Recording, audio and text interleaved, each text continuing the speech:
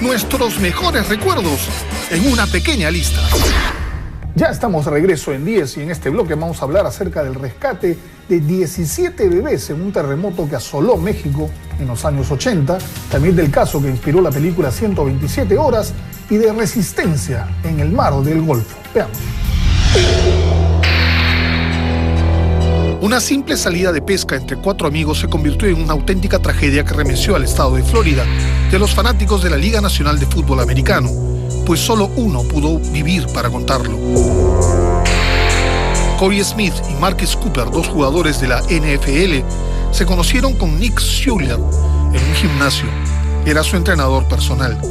Rápidamente hicieron amistad y Cooper, que debía viajar para entrenar con los Raiders de Oakland, quiso salir a su lugar favorito de pesca a 70 millas de Clearwater, en la costa de Florida, en el Golfo de México. Un cuarto acompañante suspendió su asistencia y Nick invitó a su mejor amigo, Will Bickley, exjugador de fútbol de la Universidad del Sur de Florida. Partieron la mañana del 28 de febrero del 2010 y estuvieron pescando hasta bien entrada la tarde. A eso de las 5:30 trataron de levantar el ancla para regresar al puerto, pero esta se había atorado con algo. Intentaron desatorarla a jirones y luego atarla a la popa, pero este movimiento y un mar un tanto picado provocaron que la embarcación se volteara. Los 4 hombres hicieron lo posible por regresar el bote a su lugar, pero no pudieron. Entonces cada uno se aferró fuertemente a la embarcación mientras intentaban encontrar una solución. Los celulares que estaban en bolsas impermeables estaban fuera de servicio y tampoco les fue posible prender bengalas de emergencia. Bickley nadó por debajo y pudo recuperar 3 chalecos salvavidas, un gran refrigerador y una especie de cojín que flotaba. Bickley entregó los 3 chalecos a sus compañeros y él se quedó con el cojín. Las horas pasaron y alrededor de las 5:30 de la madrugada del día siguiente, Marcus Cooper dejó de responder. Schuler y Bickley trataron de reanimarlo sin éxito. Le retiraron el chaleco salvavidas y Bickley se lo puso. Una hora más tarde, Smith comenzó a mostrar síntomas de hipotermia. Se le quitó el chaleco y se le separó de la embarcación. Los 2 compañeros de la universidad eran los únicos que quedaban. Estuvieron juntos durante unas 24 horas, hasta que Bickley se debilitó y murió. Schuler dejó a su amigo ir. 43 horas después de su partida de Clearwater, la Guardia Costera encontró a Schuler aferrado al motor del bote, con visibles signos de hipotermia, lesiones hepáticas y renales y golpes en el cuerpo. El médico que lo revisó dijo que probablemente solo podría haber vivido otras 5 o 10 horas. Schuler escribió 2 años después un libro llamado No sin esperanza y ha fundado una institución para ayudar a prevenir accidentes similares.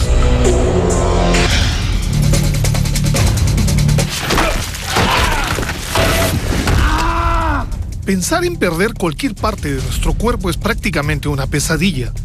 Pero ¿qué pasa si nos vemos obligados a deshacernos de un brazo para salvar nuestra propia vida?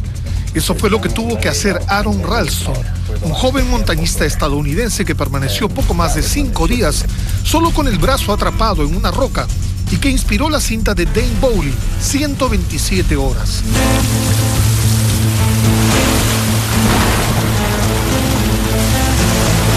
Aaron tenía 27 años cuando en mayo del 2003 fue a explorar el cañón de Blue John en Utah, Estados Unidos.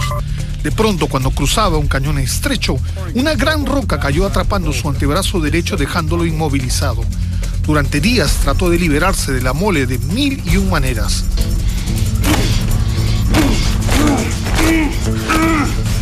Aaron no le había contado a nadie que iba a realizar esa excursión, por lo tanto sabía que no lo estaban buscando.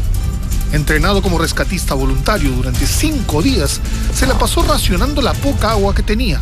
Bebió de su orina, comió las pocas barras energéticas que tenía y se abrigó con cuerdas y bolsas que tenía en la mochila. Pero pronto la falta de alimento y el dolor de su brazo lo vencieron y pensó que moriría en ese lugar, por lo que decidió tallar su nombre, su fecha de nacimiento y la fecha de su muerte en la roca. Al sentirse muy debilitado, grabó un video despidiéndose de su familia.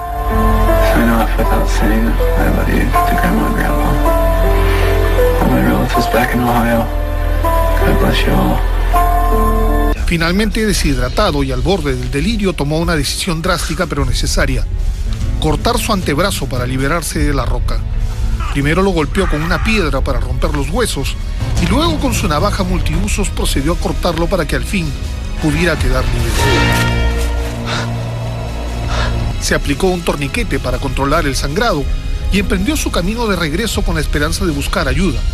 Tuvo que realizar un rapel para descender una pared de 20 metros y durante varias horas caminó casi sin fuerzas, cayendo varias veces mientras los buitres lo rondaban.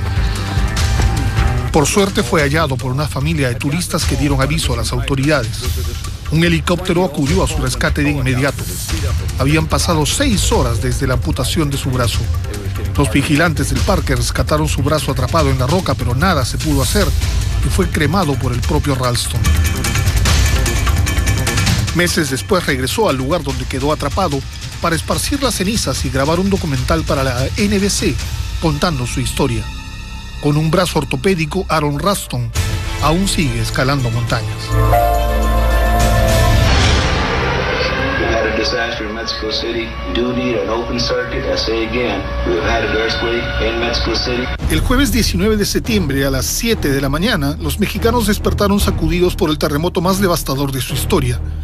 Con una magnitud de 8.1 en la escala de Richter, muchos edificios de la ciudad capital y sus alrededores quedaron destruidos y aún hoy no se tiene el número exacto de fallecidos, que se cree fueron unos 20,000.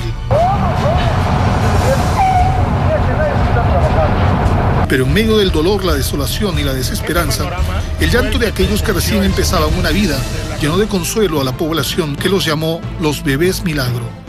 El epicentro fue en el Océano Pacífico, afectando la zona sur y el centro de México. Debido a la hora en que se suscitó, familias enteras perecieron bajo los escombros y durante días, rescatistas y pobladores voluntarios se dedicaron a las penosas labores de búsqueda de sobrevivientes y recuperación de cadáveres.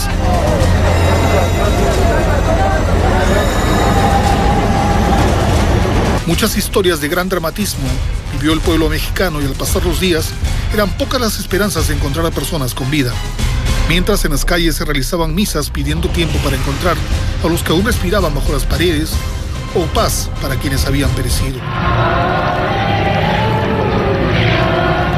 A los 7 días del terremoto, una luz de esperanza llegó como respuesta a tantos ruegos. Mientras se buscaba entre los escombros de la maternidad de la ciudad de Juárez, un llanto de bebé se hizo sentir entre el concreto y el polvo. En ese instante todos los demás dejaron de buscar en otras partes del derruido edificio y se dedicaron a remover en el lugar desde donde provino el llanto. Ya avanzada la noche, lograron llegar hasta la sala de recién nacidos, desde donde un primer bebé fue sacado sano y salvo. Era una niña a quien llamaron Juana Jazmín. A los pocos minutos salieron 2 bebés más en medio de aplausos, gritos y el llanto de los que ahí se encontraban. Nadie entendía cómo esos niños habían logrado estar sin líquido ni alimento toda una semana, más aún tratándose de pequeños que tenían 1 o 2 días de nacidos antes del desastre.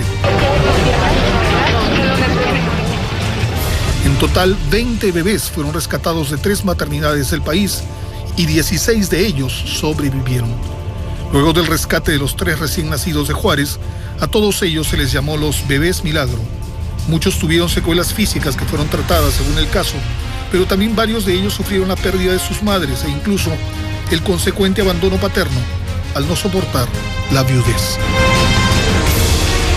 Vamos a la publicidad y venimos con la recta final del programa, con el caso Viven, con los peruanos del Costa Concordia y con los mineros de Chile. Ya volvemos.